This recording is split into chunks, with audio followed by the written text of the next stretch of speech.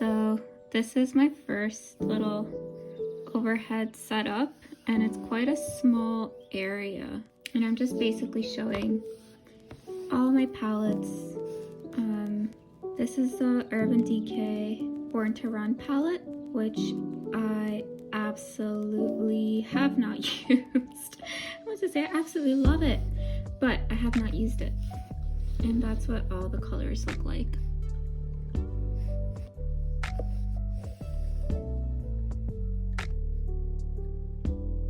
There, I have the colors now in frame. But yeah. I like the colors, but I haven't quite used it that much. Next up, I have a sleek palette, which I bought off Amazon. It's the Oh So Magic, Oh So Special. And that's what that looks like. I thought this palette would be useful when I go traveling, but as we all know, 2020 was not the year of travel. Next up, I bought some ColourPop palettes. This one is Dream Street, and that's what these look like. Next, this is a gift from a dear friend of mine for Christmas last year.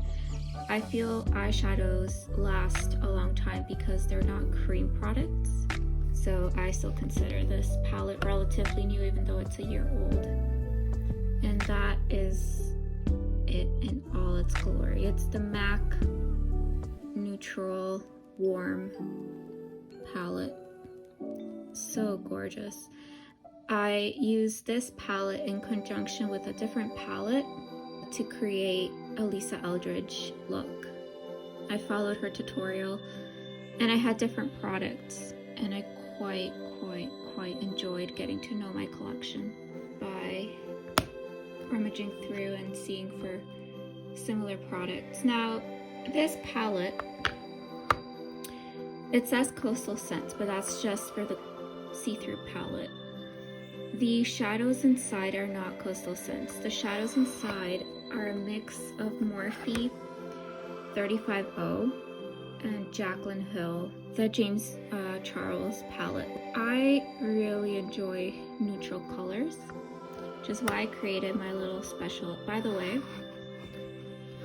it was quite the journey with depotting these palettes, because they're not meant to be depotted. They're not like the ColourPop palettes, which are magnetized. So I purchased these little magnetic stickers from eBay. It was relatively affordable. But for me, the magic number, if it were up to me, it would just be 0. I don't want to spend any money, but this is a little hobby of mine, and I really enjoy makeup.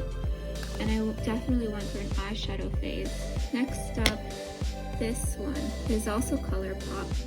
Now these colors I haven't quite enjoyed because I purchased it after watching YouTube beauty vloggers talk about this color in the middle, and they kept saying how special it was. And that's it on my finger, so I suppose it is quite special. It does get some hard pan, which you can kind of see there. There, that's the hard pan. But, oh man, this is quite zoomed in.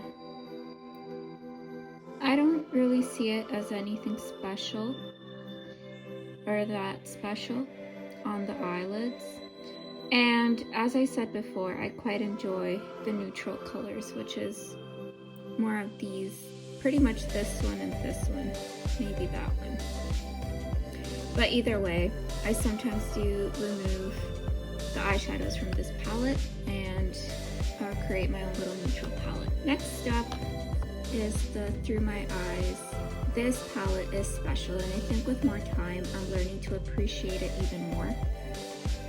No, I think that is news. Isn't that special? Look at that. Oh, Flex is the one that I was thinking of. Let's see if I can put this all together.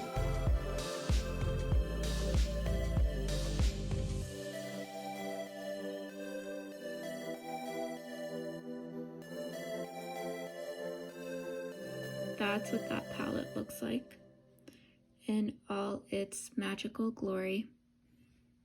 So that is the Through My Eyes, which is a really special palette for me. Next, this one, oh my goodness, when I first saw this, I loved it. It took a while for me to get it into my collection because I'm in Canada, and so I was trying to team up with a friend of mine to get the above $50 for free shipping. At the time it was 50, now it's 60. But I fell in love with this cover, and I wish I could draw, because I would love to recreate every single one of these outfits. It's just breathtaking for me. But this is what the palette looks like. Quite reflective. There's a bunch of neutral shades at the very top. Chip, Juju, Grumpy, Triton, Abu. I would consider Ray, which is this one, and Fairy Godmother, neutral-ish. This is a really gold color called One Kiss. One Kiss question mark. Most of these, I find them quite wearable. These two are probably the least wearable for me, the silver and the whitish. I think the name is It's a Princess.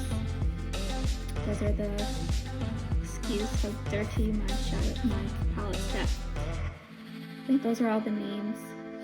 This is a bunch of eyeshadows that I put together because the M Cosmetics Divine Skies eyeshadow palette, I think it's called Golden Hour, Magic Hour, was out. It was about summertime, and I thought just to keep myself from purchasing it, which I later did end up purchasing it. I thought I could just put together a bunch of different eyeshadows that I got for like the Morphe palettes, the 3500, 3502, James Charles, and Jaclyn Hill. But this is just a summary palette that I put together. This is my very first eyeshadow palette, NYX Perfect Filter in Golden Hour. There it is. I finished these two. The brown color that was here was my perfect pinky brown for transition shade. This color here I used as a face highlighter. Same with this one. I would mix this and this. And the rest is just neutral browns that are shimmery. I wish there was more mattes, but this is the darkest matte shade. I finished the white eyeshadow, light brown, and that's the darker brown. Part of me would like to continue using this just to finish it, but then at the same time, there's other eyeshadows that I enjoy more. But I have a few palettes that I kind of haven't done a very good job of creating palettes that I like, but I didn't know where else to keep the colors, keep the eyeshadows. So I know this is based from James Charles, the big James Charles Morphe palette, because cans are just bigger compared to other Morphe shadow. And this is another one from that same palette. This is Jaclyn Hill 24 Hours, which I quite enjoy as an all over the lid color. And then the rest are just neutral eyeshadows that I can't let go of yet because I bought eyeshadows, and once I buy something it's difficult for me to get rid of it. This is another one of the Coastal Scents palettes that I filled in with Morphe shadows. I think I prefer the other palette. Then I have a larger palette from eBay. This one fits maybe about 24 Morphe shadows. I could put the link to the palettes that I purchased from eBay. It's just a bunch of James Charles. All the bright colors are from the James Charles palette, and I can't let go of anything because I do sometimes stray into playing with more color.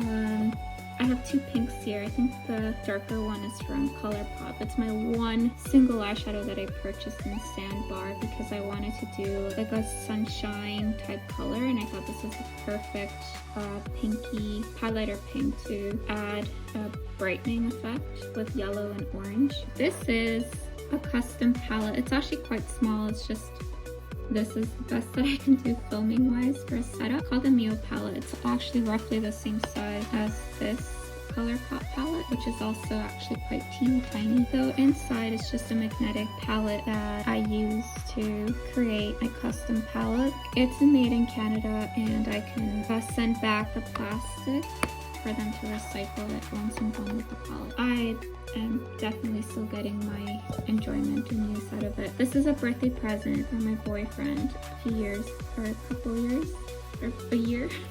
I forgot how long ago. And I picked out this Anastasia palette because I was going through a phase where I enjoyed playing with color, but I also liked neutral tones. So I thought this is like the best of both worlds. It's got some neutral shades, but it's also got some nice, well, it's got this color and then some purples and pinks.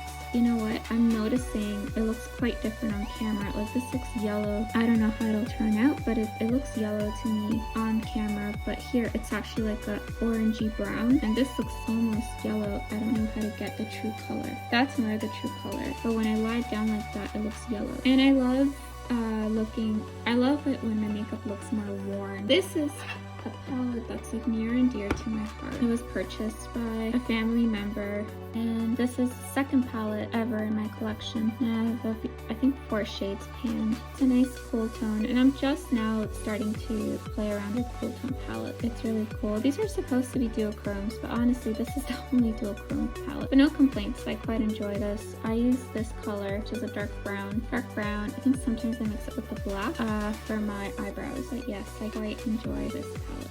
So this is another one of my larger palette that I bought from eBay. This is again just from the Morphe palette, which I purchased a while ago, and it's the Morphe palettes and a blush. This is what the whole palette looks like. Got some space as well. I don't really use the berry blush that often, but I recently did the Lisa Eldridge look that I was talking about earlier, and I did incorporate that berry blush for the look, and it was quite nice. So this is a little bit of a tricky one. It looks like the Yes Please palette from ColourPop, which I've kind of have dispersed over many palettes, but it's not. This is the Anastasia contour palette, powdery one. Last eyeshadow palette for now, and it is the M Cosmetics. You can kind of see the logo, the E and the M Cosmetics in Divine Skies. I believe it's Magic Hour. And even though I tried to keep myself from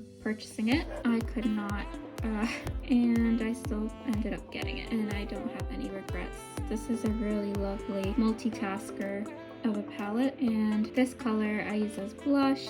This color I use as highlight. It's just lovely. I think this one may also be a lovely blush. And that's it for now.